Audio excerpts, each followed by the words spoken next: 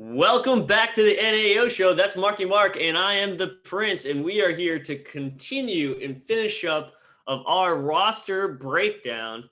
If you've been with us the last 2 weeks, you found out that the NAO squad is going to the playoffs because of our efficiency and our badass lineups, and that the four that we have to go tonight, somebody is not making it to the playoffs.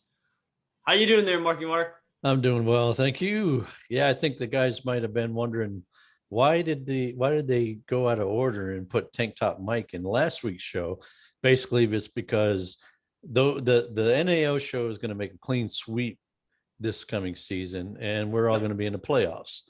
So we wanted to kind of put ours together in a grouping of the 3 of the 4 playoff teams. So we have one more lucky roster is going to the playoffs. Wonder who it'll be.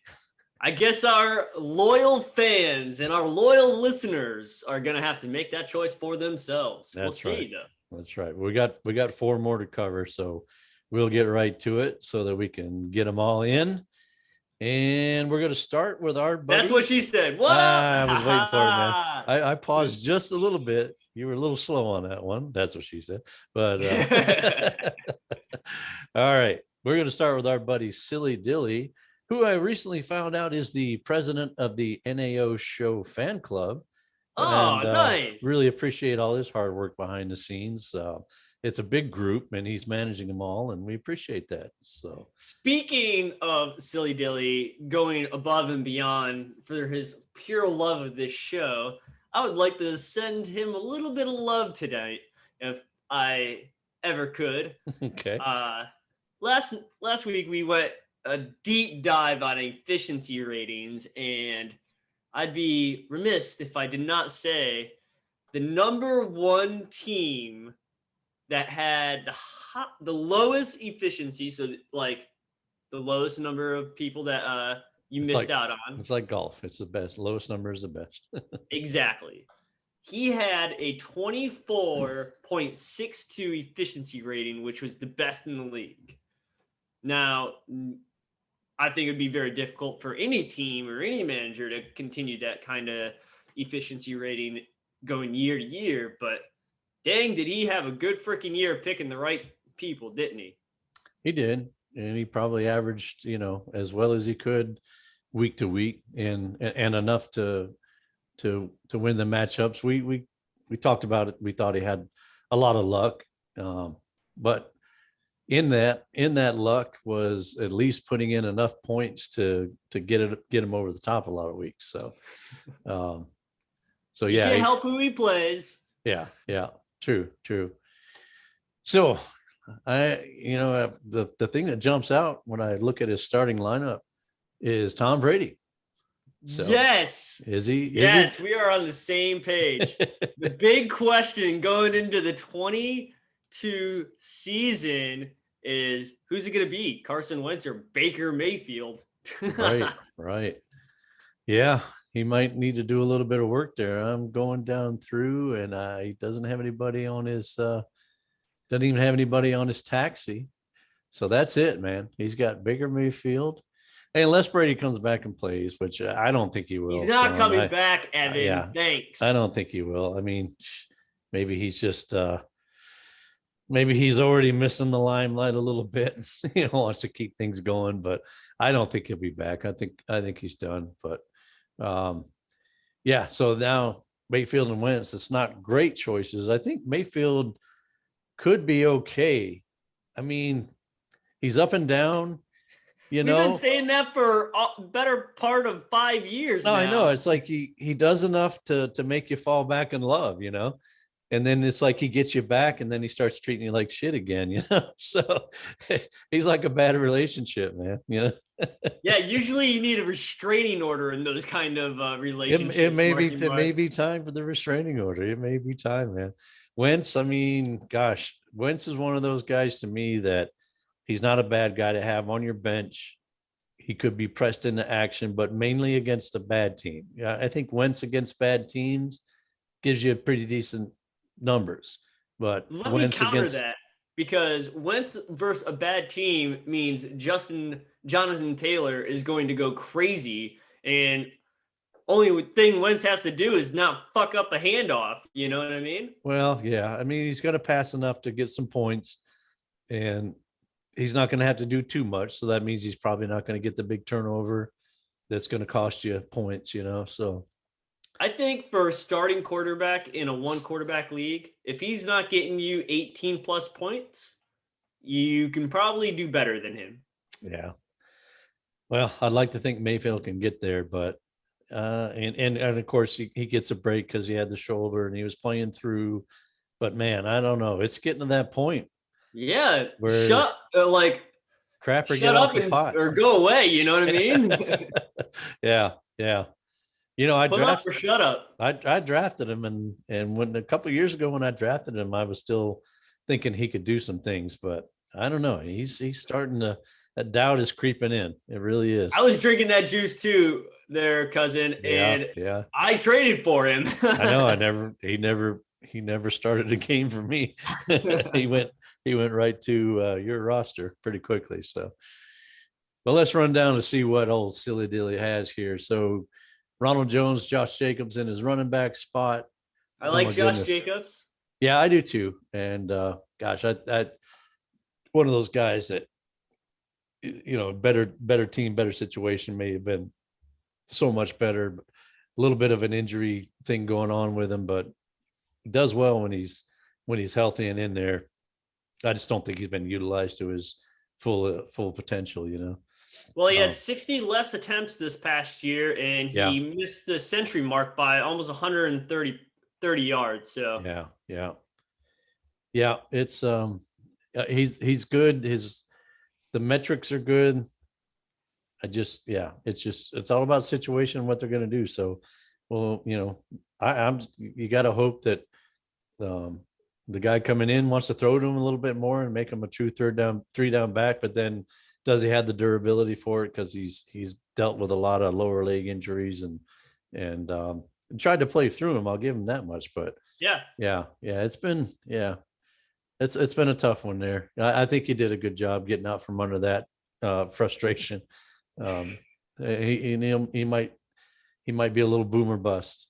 Well, looking at boom and bust, going down to his top wide receivers on his starting lineup here, he's got the shadow of Julio Jones. The ghost. And the ghost Van of Julio Jefferson, Jones. which I like.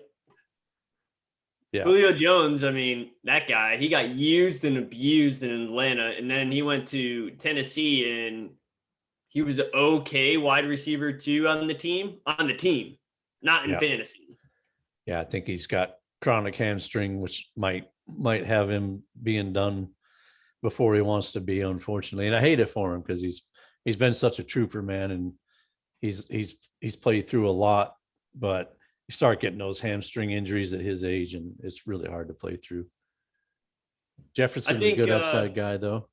Yeah, I think Jefferson is a great upside guy. The questions I have about him is about a guy we'll get to in a little while, but that wide receiver room is getting a little muddy, in my opinion, to know, because, I mean, they got Robert Woods coming back. They got Kupp. They got OBJ, which we'll talk about soon. Yeah. And there's only one ball to be spread around, Somebody's going to have to get either move or get significantly less targets. And I hope it's not Van Jefferson because he just has so much talent. Yeah, you mentioned OBJ and Woods. I think one of those guys is definitely gone. I think they both could be gone after this season. So I'd feel pretty confident having Jefferson on my roster. We'll have to see how that all shakes out. That's conjecture on my part right now. I agree. I think I would love to have Jefferson on my roster too. I think you're right in the fact that one of them or both of them potentially could be gone.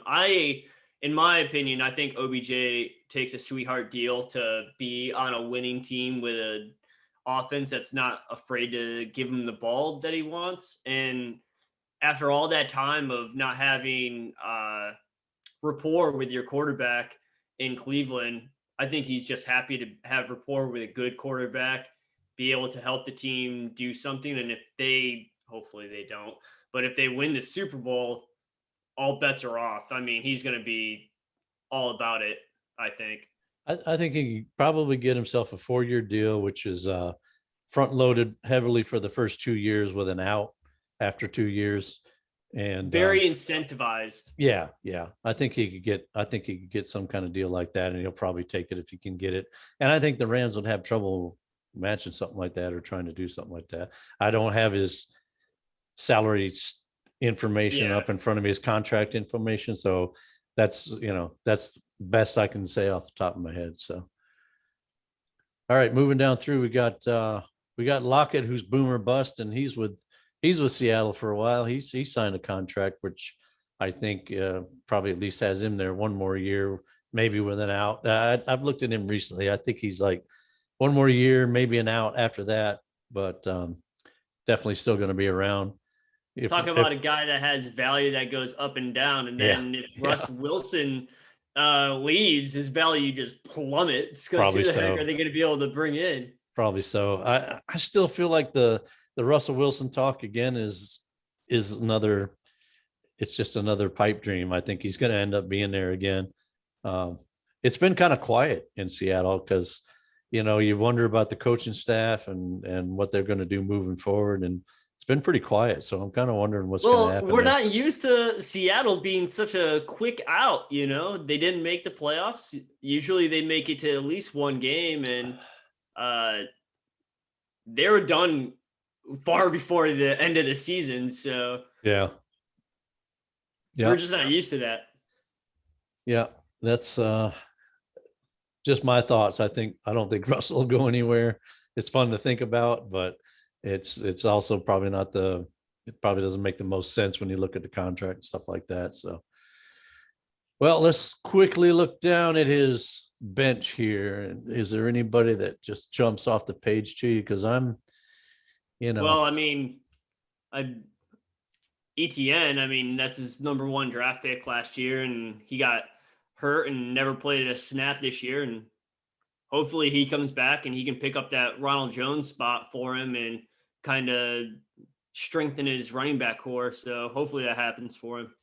Yeah, that should be a good one for him. You see right there, 3 in a row with ATN, Damian Harris, Leonard Fournette, some decent names right there. What do you think? Being a Tampa Bay fan, what are they going to do with Uncle Lenny? Well, I think with a lot of the guys that we have, we got some big contracts we need to deal with right now that definitely go in front of Leonard Fournette. The big marquee one, Godwin, I think we give him whatever the hell he wants and then some, and then keep him there because he's good. He makes Mike Evans even better, which is saying a lot because he's a freaking outstanding wide receiver. And then we have our center, Jensen, that has been fantastic for us the last few years. And I don't know if that is the Tom Brady effect, where he makes everybody on the offensive line better because of how fast he gets the ball out of his hands. And he doesn't make the offensive line have to block for very long. But Jensen has been fantastic, and I really think we need to keep him in-house as long as we can. So yeah, if they let him go, to me that would be as egregious as Green Bay letting Lindsley go last year. They need to keep Jensen on that team, man. And then I even put Shaq Barrett over Leonard Fournette. Like Barrett, Pro Bowler. If we can keep him in-house too. Next year it'll be easier to make an argument for White, and I think Levante David is either next year or the year after. I can't remember when we signed him again. But if we can keep that core of linebackers, we can get rid of people like Sue if we need to move them. All right, so that was a really deep dive on the I just wanted to get your insight there. I kind of feel like he'll be gone now that Brady's gone, especially I heard on a podcast a guy talking about him going to Buffalo. I'd love to see. That'd be really good for him. Uncle Buffalo would be really good, man. It would suck having to go from Tampa to freaking Buffalo. Well, yeah, weather-wise, you're not real happy about that. And I don't know, isn't he a Louisiana guy? He's from LSU from the beginning. But I think think he's from down that way anyway, right? And yeah, he's from Louisiana. Yeah. So he's not used to playing in, the frigid temperatures of Buffalo, The up there. SEC in general doesn't get very cold, and he was in Jacksonville before that. So yeah. It's fun to talk about him going to Miami to do the trifecta and hit all the Florida teams, But yeah, I kind of feel like that's what he'll do is he'll go to a team where he can be good for another year or two and finish out his career with a different team. If he did go to New York, he's going to find out what that sales tax thing is all about that he hasn't had to deal with in being in Jacksonville and Tampa. Yeah, maybe he's going to wish he went to Miami. All right. Well, looking down through, he's got a lot of just guys that aren't there in the top tier. Maybe they can make a move up, but the only one that pops off the page for me, and I've gone on the record a few times about this player, is Palmer. Yeah, I love Palmer. I love where he is in LA Chargers. Yeah. He's the only one past Leonard Fournette that I would even consider trying to make a move for. Yeah, I'm with you there. I think he could be a good one moving forward. Looking at his tight ends there, Irv Smith being hurt all year. It's a lot of people were calling for the Irv Smith breakout last year. He was supposed to be the tight end there. Yeah, so we'll hope that he can stay healthy and see what he might be able to do. Higbee, I just never been crazy about Higbee. He's kind of up and down, and he's kind of the Tyler Lockett of the tight end position. There you go. That's a good one. I like that. All right. I think that's going to about wrap it up. I will say that looking at the taxi, I like we talked about Jamar Jefferson at some other point where we thought he's a good one, a good depth piece there. Maybe Williams is gone. After this year, maybe Williams is gone and Jamar can make a jump up there. So I like that. I like that stash on his taxi. He's got decent draft capital. He's got his draft capital is deceiving because they're all late picks. That's true. He does have a first round pick. I don't have a first round pick. Yeah. He has a second round pick, but they're all late in the round. Very true. But he does have picks in each round.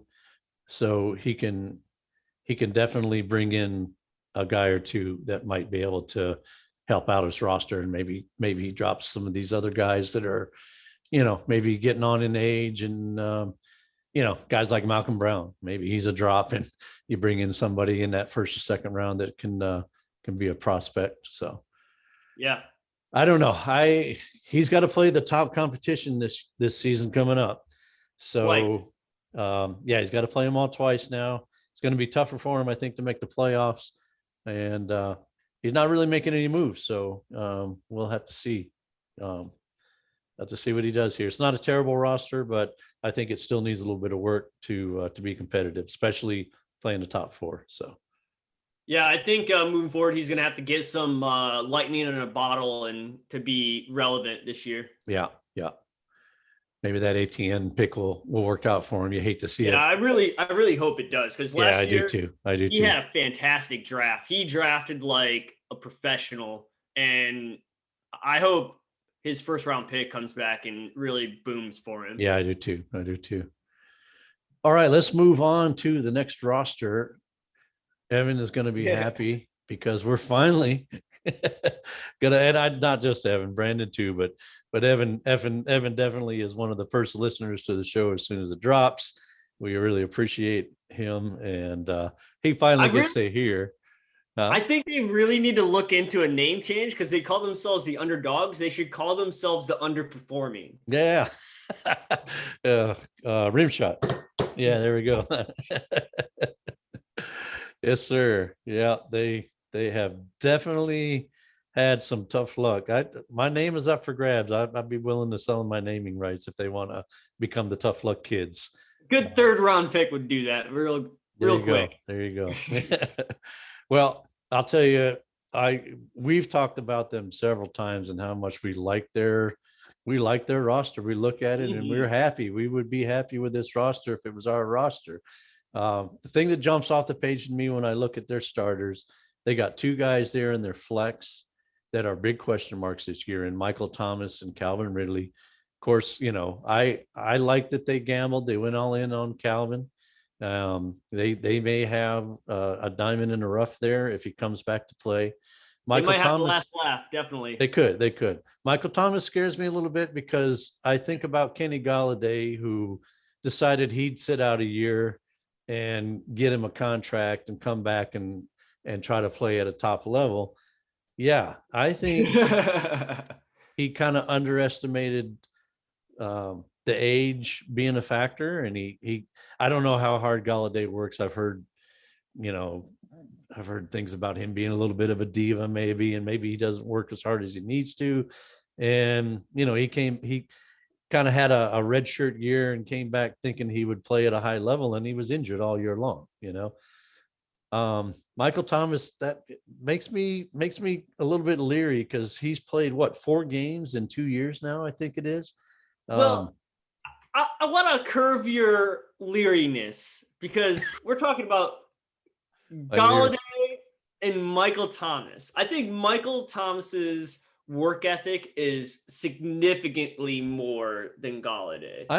I'll give you that. And will run through more injuries than Galladay will. Yeah, I think Galladay gets a little nick on the back and he's like, oh, I'm done for the season. I certainly wouldn't put Galladay at his best in the same category of Michael Thomas at his best. So I should probably have prefaced my comments. But Michael Thomas has not played a lot in the last 2 years. And I think he tried to play through an injury he shouldn't have been trying to play through. And I don't know what he's done to himself. I think that's significant. Yeah. So that's a big question mark for me. But if you look at the rest of the lineup, I'll kick it over to you. I think they've got a lot of nice players in that starting lineup and on their bench to maybe, break the spell this year. Well, I think it's been well documented that we love this lineup, like you were saying, and that for the last 2 years, we were like, all right, it's the DB's year and we're just in it, and they have not made the playoffs the last 2 years, unfortunately for them. My biggest question on their lineup is actually CMC. Okay. So hear me out. That's fair. High value running back. No one can argue that he is not the RB1 when he plays. Week in and week out, if he plays, he's going to be RB1, if not RB2, Fantastic value. But the last few years, he's been injured, and it's been big injuries where he's gone 6-7 weeks of the year, which is half of a season for us. So the value of having him on the team is a weird flex or influx of like, do I keep him? Do I move him for what he's worth now? Or do I wait for him to hit a couple of times, which if he plays, he will, and then try to move him and then hopefully get some good return? Because you're never going to get the return from moving CMC to a team and trying to get CMC back. You know what I mean? Yeah. So I think CMC is this interesting enigma for a roster like this. The DB's roster is primed to be a deep playoff team, but like team players like CMC, do you move him, get the best value for him, strengthen your whole lineup into guys that you can really depend on week in and week out to get you maybe 17 points instead of the 27 points you get from CMC on a week that he plays? Yeah. Yeah. When I traded him last season, I was not out on CMC. I was not concerned so much about the injuries, but now you have to be, because now it's 2 seasons, and now there's a trend. It's not just last year I was willing to say, okay, well, it didn't work out well for him, but it was 1 year. It's the first time he's been injured, but now you have to be concerned about that, unfortunately. And I've got him in my other dynasty league that I play in, and I'm just hoping that the third time's the charm. He puts together one more CMC season, because ironically for me in that other dynasty league, I won the championships the years that CMC was healthy and playing the full season. The last two. I don't want to take anything away from CMC, because when he plays, he's dead on. He's dominant. Yeah. The last two, though, we got new champions, and I'm kind of on the outside looking in, because I wasn't getting that from CMC every week. So it's it can make their season if he can play a full season. If he can play a full season. I'm really hoping for it. I really am, for their sake, for my sake, and the other league, and really for Christian McCaffrey's sake, because he's a good guy. He works hard, plays his ass off, man. That's the kind of guy that's easy to root for. Yeah. He's a Panthers fan, and I don't yell at him every time he touches the ball. So that's a plus side. Yeah, he's the one. I love their starting receivers in Lamb and AJ Brown, two of the best young receivers in the game. Excuse me. Hold your motherfucking tongue. I got two of the best starting young wide receivers in the league. Continue. Please, Sean, please don't have roster envy. It's not pretty. I mean, wow. Okay. All right. It's not pretty. I said two of the best young receivers in the game. You can't. Right. Okay. It's not Jefferson. It's not Chase. Oh wait, no, that's on my roster. Son of a flex.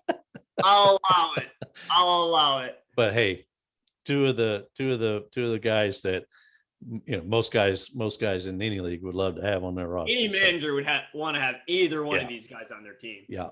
Hawkinson was doing really well last year until the injuries, and you look down there. They got Antonio Gibson way down there in the flex spot, because they got Najee. They got CMC and Najee up there, and Gibson is down there, the RB1. Gibson is down there in the flex spot. RB1 in flex 3 position. Yeah.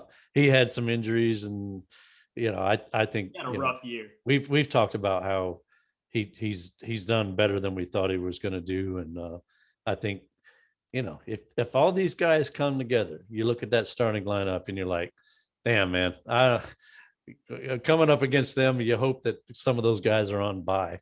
I just hope I catch them on a bye week. I'll be on the schedule committee, so maybe I can make that happen. We're both on the schedule. At least one game. Let me have one matchup where some of those guys are on bye. So, what do you think? Looking down the bench. I look at their bench and I'm like, all right, getting to the most important thing when I look at a bench is running back depth. I think that is the biggest thing for any manager. Yeah, true. I'm like, they got Miles Sanders. And I was like, man, he's got to be pretty old by now. This guy is freaking 24, about to be 25. He's like in the prime for running back. Yeah, sure is. Golly, you would just... All right, so the Eagles, they're better when they run the ball, obviously. Sometimes that hurts. They were this season anyway, yeah. But give Miles Sanders some looks. I mean, that guy's just dying in Philadelphia. If he were on any other team, if he were to go to Buffalo, if Miles Sanders went to Buffalo, he'd be a RB1, I think.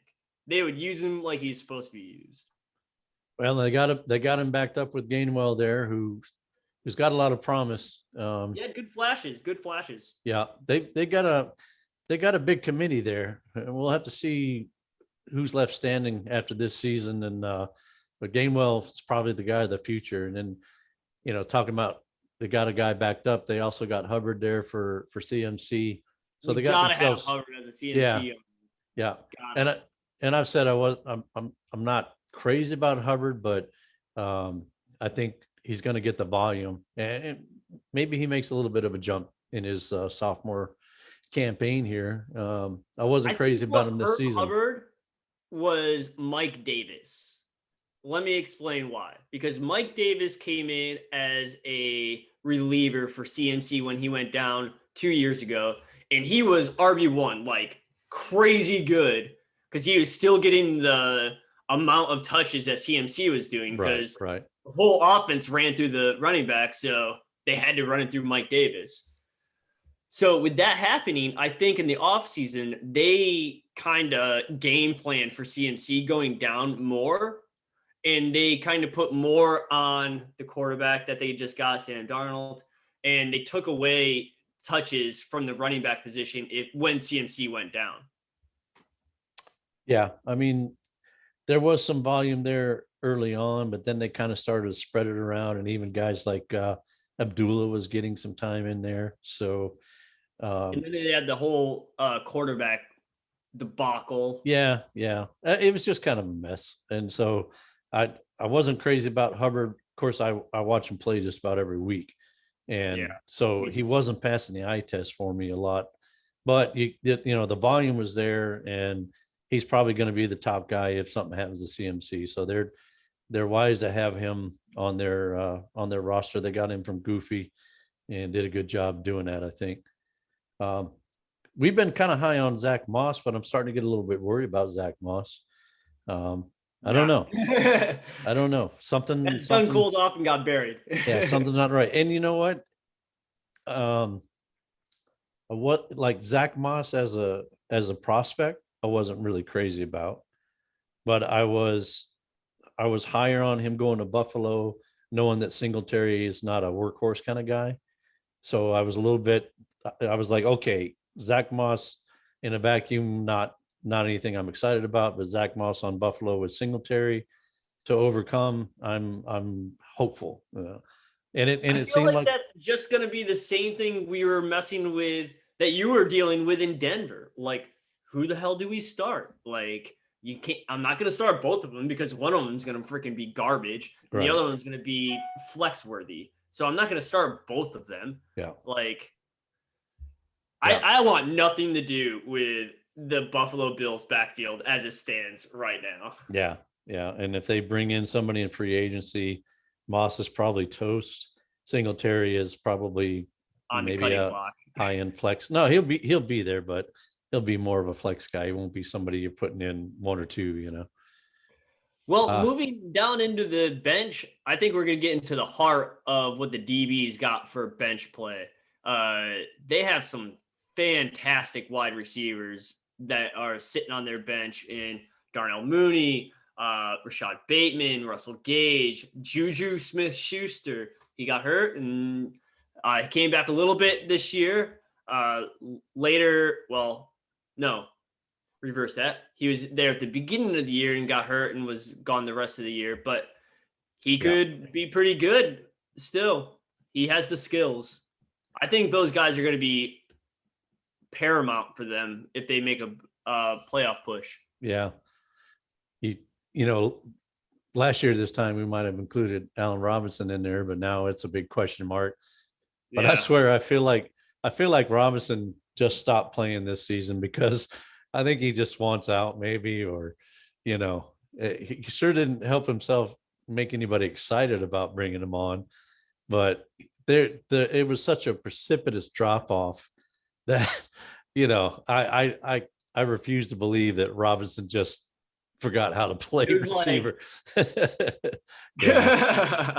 So, I don't think he's a bad stash. You kind of hope maybe he goes somewhere else and gets enthusiastic about football again. So they got Terrace Marshall on IR. I think he's a good young one too. So we kind of missed him on the bench, but him being on IR, he'll be up there on their bench. We were high on him last year. It didn't pan out this season. Injuries. One of us was higher than the other, and it did not pan out. But I still like him. And think he could do a little something. So, well, looking at their draft capital, they got some pretty good draft capital. They got mid-round picks in their first three picks. They got seventh overall, 16th overall, and then they got 24 and 25 right back to back. Yeah. So they could definitely add some good wide receiver depth, I bet, with those later picks. 7, they may be looking at a running back if they were to fall to him. I'd be shocked if it did. I want to put something in your head that for quarterback depth, they do not have a whole lot of it. They have Tannehill, which has been proven if given a good wide receiver core, he can be definitely used in a pinch. But they also have Marcus Mariota that hasn't played a game in the last year. Yeah. So I don't know, if I was the DBs, I'd use one of those third round picks, maybe reach for a quarterback. There isn't very many big time quarterbacks yet in this draft because no one's been hyping them up yet. But maybe they should consider looking at a quarterback. I don't know. I think if you're talking third round, what they could get there, I don't even like what they can get in the earlier rounds. And I think you got guys with some multiple picks in the first and second rounds that might take a flyer on one of the top quarterbacks this year, you know. And even, I mean, it's not a great year for quarterbacks, but I say that, and so many years we think, look at last year, we were so excited about quarterback last year, and you look at the results and it's like, Goofy was real happy about quarterback last year. Or, you know, now it's sort of like there's some question marks there. Was it really that great a class? Sometimes when you're not expecting it is when you end up getting the good guys. I don't know though. Third round, I think might be kind of late to get a quarterback. If I was them, I'd be looking. If Top Mike was here, he would say the fifth round is where you need to be getting a quarterback. Yeah, the fifth round Herbert. But I don't think there's any Herberts in this draft. So we didn't know it was Herbert until Herbert. So yeah, I don't know. I doubt. You know, I wouldn't use a first or second rounder in their shoes on a quarterback. Hell no. It might be better off to try to trade for somebody. I don't know, Sean. I'm not. You know, I'm just saying it. You said maybe third round they look at it. I just feel like that's a little bit too late to try to address that. It'd be a big time flyer. They kind of need help right away, I think. You know, Prescott was go out and buy a guy. Then I'm thinking. You know, and we've talked about this before, where we only have one quarterback in this league, but it's an important spot. It makes a big difference, and I don't know that they have a game changer there. I would have said Dak could have been that guy, but you see what happened with him last year. It kind of fell off a little bit, you know. Yeah. Now that they got a better, they got a better defense now, and he doesn't have to throw the ball 40, 50 times a game. Yeah. So maybe his value has dropped off because they have a good defense. And Tannehill, gosh, if I was a Tennessee fan, especially, I think I would just want him off my roster. I'd go TP his house. I wouldn't want to have to deal with that. And I'm not down on Tannehill by any means, but I don't know. It's just not exciting to have him as your next guy up. I don't think so. I agree with you. They definitely need to. I think they need to address that. Maybe get somebody in there, but I think it's going to take a move to do it. A trade. It is probably going to be more of a. You're going to have to give up a lot more than you probably think you should for a backup quarterback. Yeah. I think if you get a good backup quarterback, you never have to worry about it, you know, for 10 years, 15 years. Right. I will say I'm surprised they don't have any fourth rounders. I think we finally we got the league caught on. We told them, hey, don't give them that fourth round kick in. Throw a fourth rounder in. We'll call it good. They would call it good before the fourth rounder, so we all know. They got no fourth rounders this year. They got a couple next year, but they have none this year. In 2014, 2024. Sorry, 2014. 2024, they got three of them. Yeah.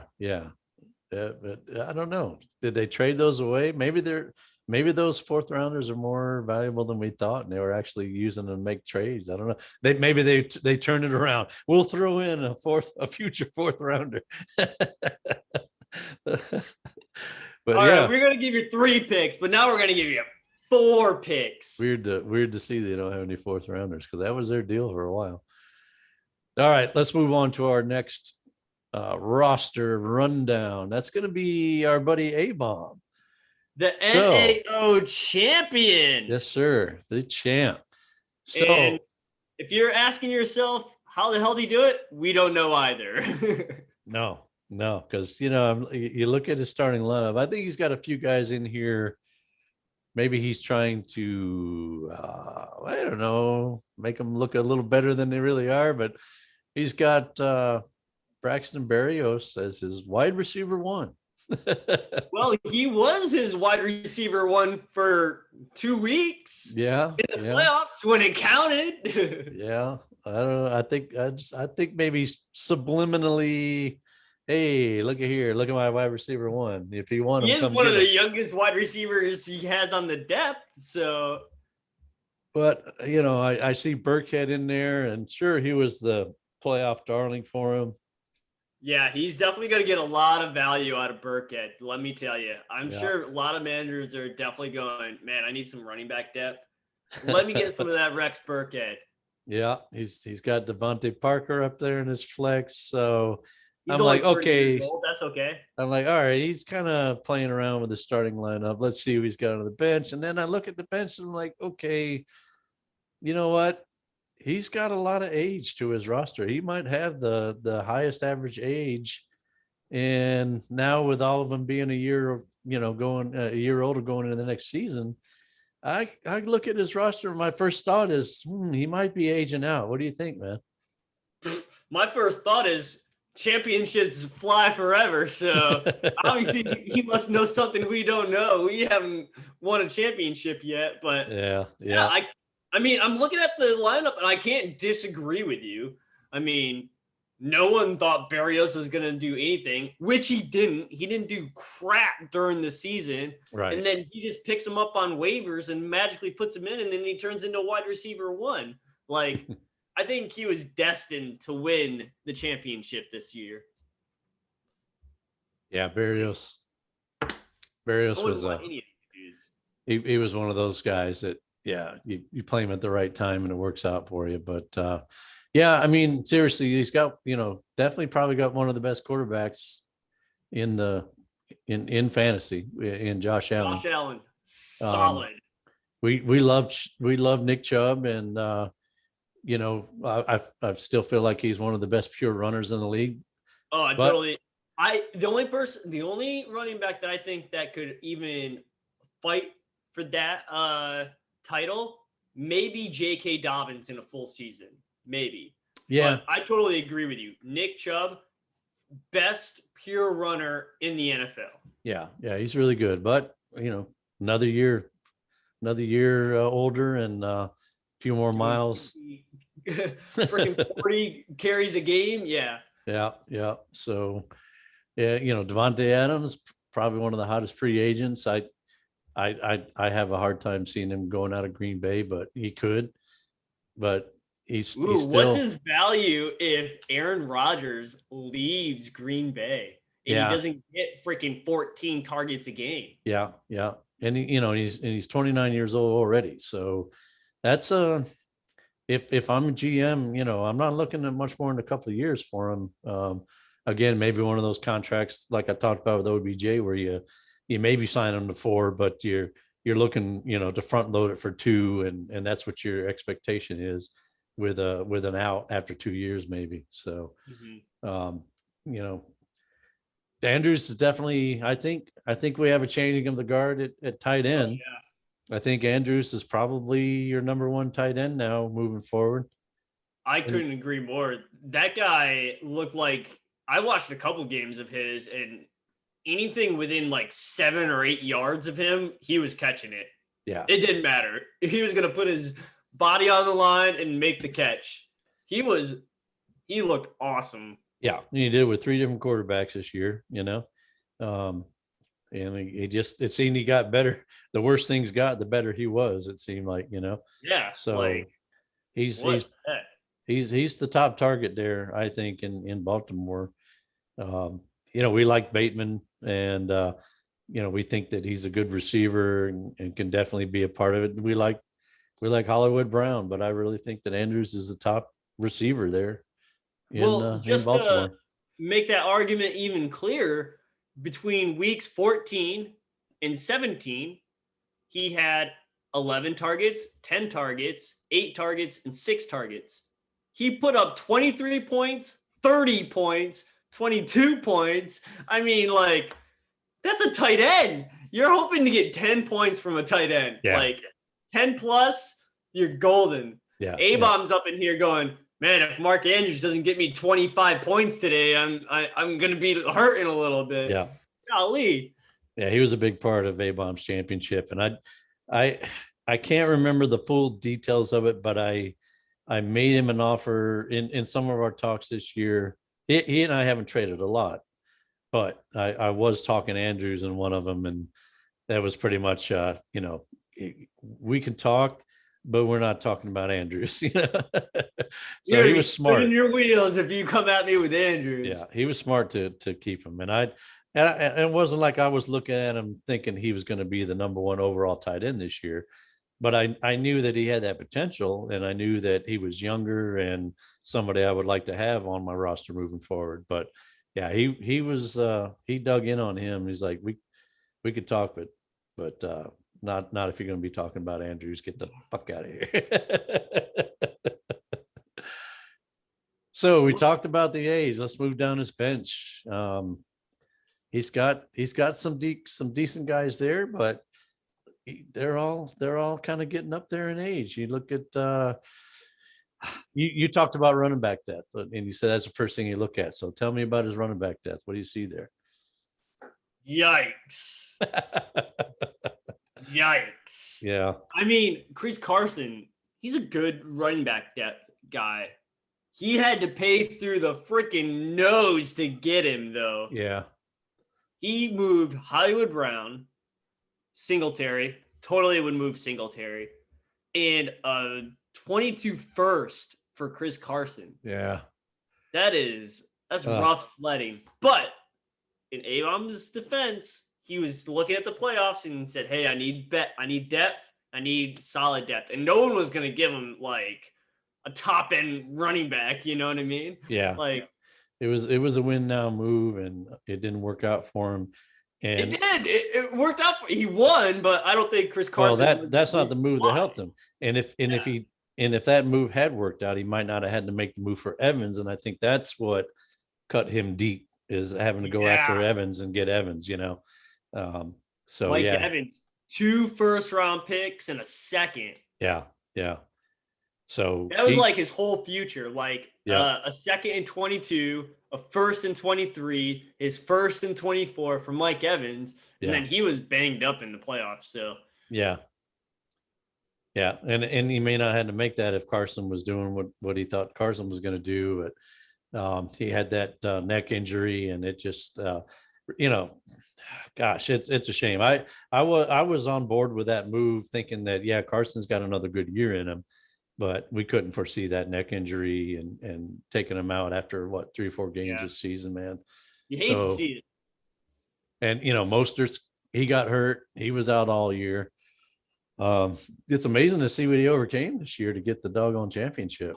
Chubb was hurt for most of the year too. Chubb was hurt off and on, and this guy limps into the playoffs just because of points, because he had this 1 week where he scored 240 something points, and he just lives off that. He just barely gets into the playoffs, and then like Barrios comes out and starts playing well, and like anybody he puts in his lineup is doing well. He'll have us believe that he was real smart in playing Burkhead. He probably didn't have anybody left, man. I know, right? Like I think I remember looking at his lineup like, what the hell? He played Burkhead and he got all those points. Let me look, and I'm like, okay, there's maybe one other guy I might have played, and so I gave him a little bit of props for being brave enough to put Burkhead in there. But, and then Andrews is coming up and propping his whole lineup up with a 30-point day. Yeah, He's still got Hunt, who I think can still be good, but Hunt had his first season where he dealt with a lot of injuries, and I thought he made a decent move there getting Hunt, and gave up the first rounder for him, and that one didn't pound out very well for him either, but we'll have to see. He's kind of like another CMC situation where it's the first season he was really hurt a lot and missed significant time. is that going to carry in the next season, or is he going to get healthy and be out there more again? He's still, what is he, 26? Is he? Yeah, 26 years old right now. So, he's still probably got a couple good years left in him, but that's probably his best guy on the bench. I still like Jordan Howard, but Jordan Howard's getting long in the tooth now too. He's done nothing but perform when he's given a chance. He just never been given much of a chance. So who Maybe knows? that says something about his work ethic, and they don't trust him. Yeah. But yes, they also have like 5 running backs in Philadelphia, and one of them being the quarterback. So yeah. So not a lot of receivers on the bench. He's got Beasley, Cooks, and Evans. Those are his 3 receivers on the bench. I heard Evans. Evans, yeah. Evans and Cooks are both good guys. Both of them getting older. Beasley, I don't know. Is he? If he doesn't get 16 targets a game, he's not worth it. Yeah. Is he going to be around anymore there? Almost seems like he's on the way out. So, man, yeah. I mean, you're like, okay, who is the champ? Let's look at his roster. And then you're sort of like, oh, okay. But moving forward, look at his roster. You're like, who the hell did this guy pay off to win the championship? Yeah, he needs some. Who took a dive? Yeah, it all came together for him this season. He definitely, and I will give him some props. He didn't make just enough moves and play the right guys, and he got it done. He got it done. That's all that matters. But championship flags fly forever. I wouldn't be excited about this roster moving forward, and I'm kind of surprised. Maybe, well, I don't know. What does he have to work with? It's almost to me, he's got to take his best guys and trade them and try to retool. Burn it down and build it back up. I mean, that's I don't know. I hate to say it, but that's if this was my roster, I think I'd be looking to trade my top guys. I really would, and see what I can get out of it, and be in a rebuild mode. Looking at their draft capital, he's got. I mean, missing a couple. He doesn't have a first in the next 3 years, which could definitely be moved or changed. Oh yeah, within that time, right? Yeah. Oh yeah. Looking at the draft capital as it sits right now, that's the only thing he's missing. He's got 2nd-round picks that could turn into something, And this year he's got multiple 2nd-round picks. They're late 2nd-round picks, so take that as it is. But they're 2nd-round picks, Yeah. No, that's he's not going to rebuild with what he's got in draft capital. So that's why I say I think I'd be moving guys like Adams and Hill and Chubb and seeing if I can get some 1st-rounders back out of it, and try to do a little bit of a youth. Chubb would be my last person I would move. I think I would be looking at Adams, moving that guy as soon as I can. Hill, moving that guy as soon as I can. Yeah. Maybe even Josh Allen. I don't know, but doesn't have much behind him. So you're flirting with disaster there. Yeah, I do like. He's got 3 guys on his taxi that I like a lot. Rogers, Amari Rogers, Larry Roundtree, Dwayne Eskridge. I think are good guys to have stashed. So with all the old guys, he's got those young guys there on his taxi could be guys that could be relevant within maybe not this year, but maybe in the 23 season. I like all 3 of those guys, as we were saying in the pre-show. Amari Rogers is interesting. I like him. Great talent. Where A-Bomb drafted him, fantastic value. But it's interesting to think of what his value would be if Aaron Rodgers leaves. The Prince, think his value goes up. Yeah. I think it goes up because Aaron Rodgers is very focused on Adams. Let me get Adams' ball. Boom, boom, boom, boom. Throw Adams' ball. If you get a younger quarterback, maybe Love, or a veteran that's going to spread the ball around more, I think Amari Rogers' value actually goes up, which is beneficial. Yeah, Aaron's got his guys. Aaron Rodgers got his guys. And if you're not one of them, you're not seeing the ball much. So I don't even know that Amari Rogers played a lot. I know they brought in Cobb, but I think Cobb got hurt.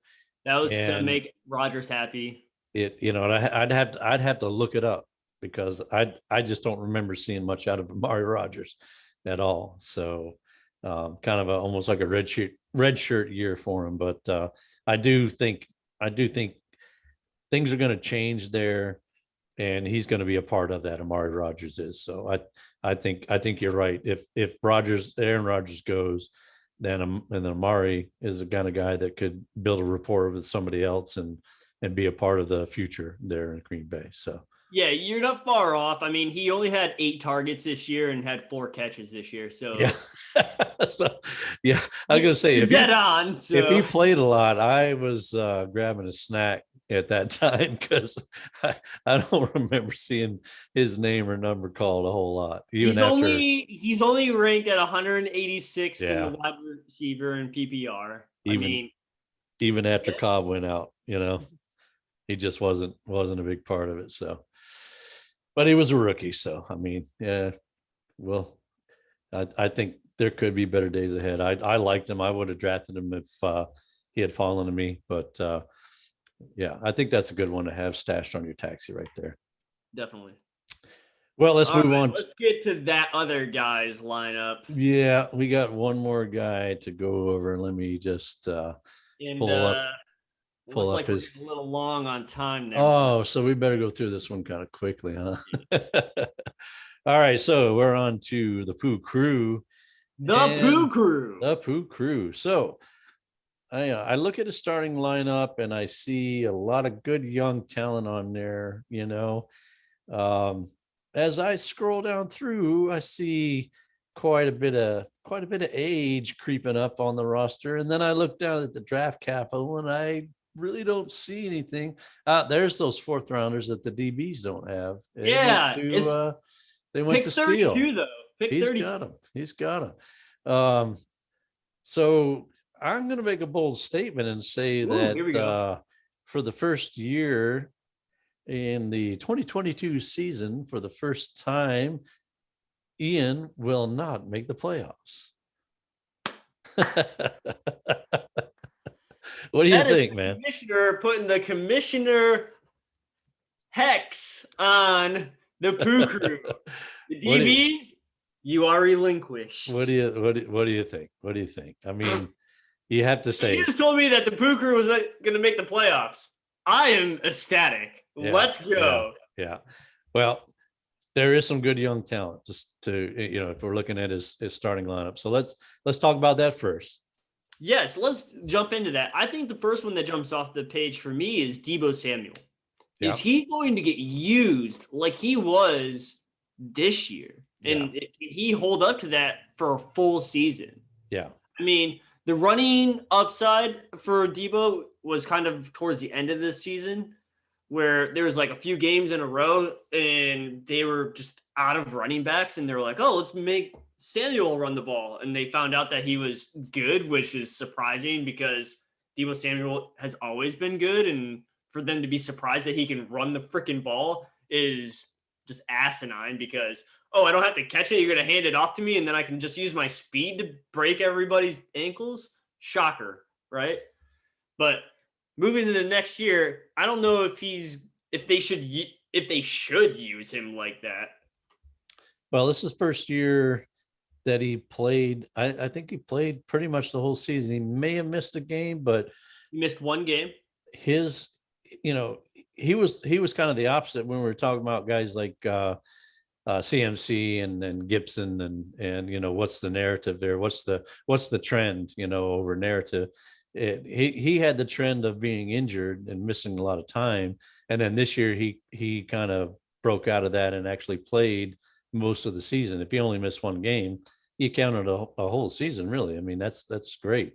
He played 16 games this season. He only played 7 last year. Right. He plays with that reckless abandon. And the reason he's such a good runner is because he goes out there and he's looking for contact, and he's running hard, trying to get the extra yards. That's the kind of thing that got him hurt in the past. It didn't happen this year. So you have to wonder, okay, was this an anomaly this year? Or is he doing something different in conditioning? Is he doing something different in going down earlier a little bit? Maybe, getting better. I'll tell you what, the 49ers almost got carried by one person, Debo Samuel. Yeah. And got him to the fucking Super Bowl. Yeah. And it was crazy. Now, the reason we were all excited about him, but ended up down on him, we knew he could do those kind of things. We thought he could do those kind of things anyway. And, but then the injuries, had guys dropping him and it was like, I got to get him. I got to get rid of this guy. He's not going to make it, he's not going to do it, but he finally put it together this season. So now I'm interested to see what the trend is over the narrative, because the narrative would say Debo's going to kill it. They're going to do the same thing. They already, as much as said, is they're going to use them the same way next year as they did this year, which is smart. It worked. Why it's not broke? Games, why change something? Yeah, it's not broke. But is the trend going to be that he stays healthy, or was that just an anomaly this year? So I want to see what happens there. But definitely, I don't think there's none of us that would wouldn't like to have him on our roster because of that upside, because of what he may do. So yeah. So who else we got Taylor there. Of course, Taylor put together a great season. RB1. Yeah, he's amazing. He speaks for himself, really. Yeah. Finally using him the way he should. Deonte Johnson, maybe a little bit of a question mark. I was thinking the same thing, cousin. He had 169 targets this last season. Yeah. That is crazy. Yeah. To think that he's even going to come close to that would be astronomical, right? Am I out of my mind to think that? No, I mean, you bet on regression when you see an outlier season like that. And well, they don't have Dunk Down Charlie there anymore. Yeah, that's what I'm saying. Roethlisberger. Yeah. I mean, things are going to change, and will he change with it? Will he evolve with it? Will he have that rapport with the next quarterback? And who is it going to be? We've seen Mason Rudolph, and it's not nice. It's not pretty. And we've seen Dwayne Haskins, and it's actually ugly. Very ugly. Very. This guy has had 169 targets, and he only had 1,100 yards. Yeah. I mean, that's not great. That's not great. He's a good receiver, good player. He didn't have the drops this year that he had the year before, but it's just the situation just kind of makes you wonder.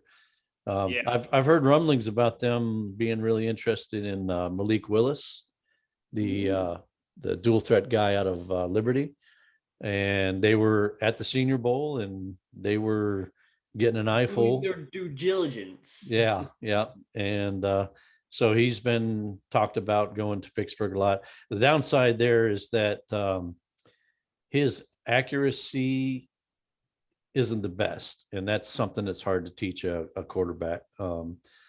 Unless you're Josh Allen, you just magically learn it. Well, that's what I say. You got to bring in a quarterback whisperer, man. Because Josh Allen was looking like a bust until finally he put it together, and that's why I'm going to play football now. The question of why was Dayball such a big coaching? Why were they so crazy about getting him as a head coach? Well, there you go. He turned Josh Allen around. So, but yeah, Willis is still a little bit raw. He played at Liberty, and so there's a lot of talent there, but accuracy is lacking a little bit, especially on like they say ironically it's the shorter and intermediate throws. The throws that he should be, his bread and butter, aren't as good as his deep throws. So we'll have to see what happens there. But I'm kind of going down a rabbit hole. Huh? It sounds like a boom bust quarterback. Well, yeah. So, and maybe a project, but gosh, I don't blame him for looking for somebody new when you're staring down Mason Rudolph and Dwayne Haskins. So, and I was high on Haskins, and I almost feel like he could be okay with the right coaching too, but I don't know. It hasn't looked good. Go out and get Jimmy G at a premium. Yeah. And have a significant uptick at the quarterback position at all levels of the game. Yeah. And this started off as a Deonte Johnson conversation. And I think we need to see something more than what's there right now to be excited about Deonte Johnson. I mean, he had 169 targets and he only caught 107 of those. Yeah. So yeah. And that's why, when I traded him, and it didn't work out well for me because I was betting on Mims and then things changed there and Mims didn't end up being the guy. But when I traded him, I thought he may have one more good year like that with Ben but what's it going to be afterwards? And so my thought was that I'll forego this next season and take a chance that, if they don't get their quarterback situation fixed, then he may take a drop off. So that's kind of where I am with him right now. Yeah, I think you're dead on with the rest of his lineup, his starting lineup. It's nice and young, but looking down into his bench, he's got some good upside guys in Trey Lance. I think when he drafted him, he saw that he needed at least 2 quarterbacks and Aaron Rodgers wasn't going to be playing football for the rest of the freaking lifetime of this league. So he saw the writing wall, got Trey Lance. And then moving down into running back depth, he has some big names. Some of them I'm not so sure on, like Saquon Barkley for starters. And then getting into his wide receivers, his best wide receiver, if you were to ask him, is Robert Woods. To get said Robert Woods, you're going to have to give him at least 2 first-round picks, naming rights to your first 3 children, and half the deed to your home. So if you want to go get the best wide receiver in this league, it's going to cost you. I think he's backed off the Robert Woods, the Bobby Trees talk a little bit, Bobby Trees. I think he knows as well as anybody that, okay, I can't sell that anymore. Last year was his, this coming into this past season was his best chance to do something there. And he kept that price high and nobody was willing to pay it. So now I think Woods could be moving on. I mean, they're not going to, him and Cuff are kind of in the same situation. And it's probably they can pay one and not the other. And I just don't think Cuff's getting paid over Woods. It comes down to who's going to eat. It's going to be Cuff. Yeah, I think Woods is going to be moving on. And a lot of times it takes him a year and then he probably doesn't have a year or two, to try to gain chemistry with a new quarterback and all that. Excuse me. Sorry. I think his best wide receiver prospects are a name that we might be kind of surprised to see down on his bench is DK Metcalf. He had a rough year. Let's just call a cat. You know what I mean? Yeah. G.A. Dark got hurt real early in the year and never even played a snap, it seemed like. So, but I think those 2 guys are his best upside guys moving forward. Yeah. Metcalf's still a great athlete. And we talked about, Seattle being a little bit of a mess and really not knowing what's going to happen there. But I mean, that's still a good guy in Dynasty to have. And I'd certainly, wouldn't panic on him right now. Oh no. Tony, he had some flashes this past season, but then he was hurt a lot. And that's why I wasn't really crazy about him in last year's draft. I wasn't really looking to draft him unless he fell to a point where I felt like it was a steal, I think Tony is going to be a hostage of the moment type player. I mean, he had one good game where they didn't have any wide receivers at all, and they ran everything through him. Yeah. And he benefited from that, and he did well. And everybody was like, oh, Kadarius Toney, he's going to be the man. And since that game, he wasn't anything because of injuries like you're referring to, and they just weren't giving him the ball because they thought other people were better than him. Yeah, it's a full reset now in New York, so it remains to be seen. He's definitely got the talent, and that dude really just on time. Every 2 years, full reset for New York Giants.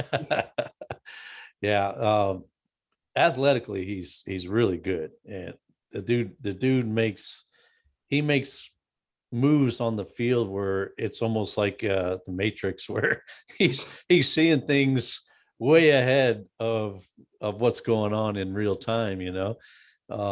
He's that kind of athlete, but he certainly didn't show the durability this year. It's something I was concerned about, and we'll have to see if he can stay on the field more, and what they're going to do with him in this new offense, this new coaching staff.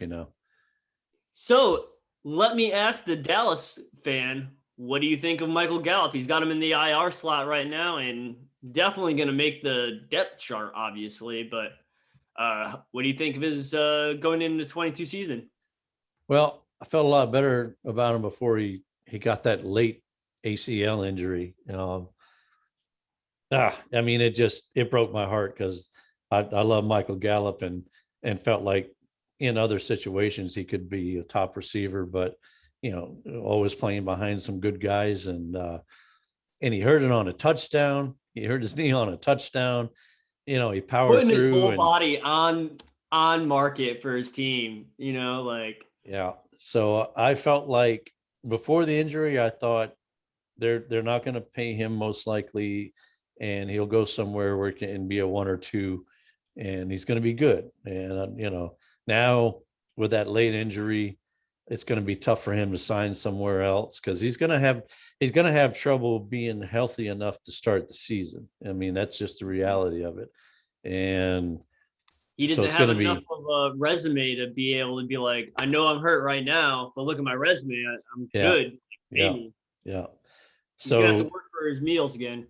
Yeah, it's just so much up in the air with him right now. And I hate it for him, because I really like the guy. I like the player. And I wanted to see him do something somewhere, whether it was on our team or not. And with that injury now, it's just it's so much up in the air, and I hate it. I really hate it. I like him, though. I think he'll, once he gets back healthy, I still believe in Michael Gallup, the player. We'll just have to see what form that takes. So the other guy, he needs a couple spots filled in. Hopefully he has enough draft cap. No, he does not. He has 2 4th-round picks in 22. That is not going to help him this year. What do you think, Primo? Yeah, man. Another guy who, of course, going all in for the championship. And did he get that championship? He did not this year. It's like the first time hearing Stairway to Heaven in my ear, and just like, that's yeah. Yes. He was the bronze medalist, as he likes to show. Does he still have that? Does he still have that next to his name? Yeah, look at this guy. Yes, he does. With the bronze. Oh, goodness sakes, man. Whatever makes him happy. You do you, Pooh Crew. But yeah, nothing there, man. 2 4th-rounders. So he's not going to reload any. And I think he's got some age consideration there. He's got some guys he's got to think about and replacing them. So you look at his taxi, and there's not a lot there. Davis Mills overperformed, and maybe a little something, but I mean, it's just one spot. It's the quarterback spot. It's not gonna make a big difference. I do like McKitty, and I think he can be good. But they got Donald Parham there too, and so yeah, this Smith-Marset guy, not a bad guy, but playing behind a few guys still right now. And anybody named Puka, I have a hard time taking seriously. Puka Williams there in Cincinnati. I honestly think I've got the next man up in Cincinnati and Chris Evans. Maybe I'll be proven wrong with old Puka, but yeah, he needs a little bit of a youth infusion. Well, I think you said it so eloquently. Eloquently. At the beginning of this. What'd you say about that? I said I think he's going to miss the playoffs. I think. Ooh, all right. That is your commissioner saying that Pooh Crew is not going to make the playoffs. Well, that is going to wrap up our roster breakdown. And I just want you all to know that the NAO show is going to make it to the playoffs. So there's only one place that you guys can fight for. You're all playing for fourth. Yeah, you're all playing for fourth. And Ian, you suck.